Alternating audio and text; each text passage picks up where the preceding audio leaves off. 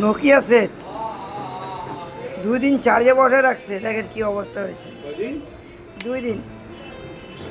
কিন্তু Nokia set বা যে কোনো সেট মোবাইল আপনারা চার্জ করবেন, কিন্তু টাইমিং দেখে চার্জ করা উচিত। কারণ ইলেকট্রনিক জিনিস কোন সময় অটো কাট কাজ করবে কি করবে না কোনো গ্যারেন্টি নেই।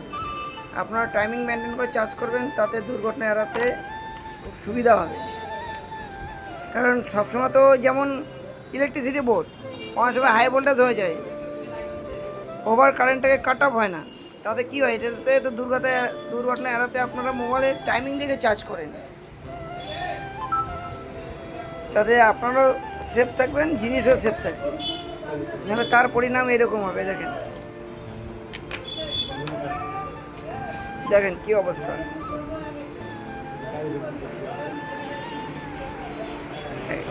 সব কাস্টমারদেরকে আমরা এই কথাটাই বলি, সতর্কবার্তা করে দিই যে আপনার মোবাইলে চার্জ বসাবেন, টাইমিংটা দেখবেন।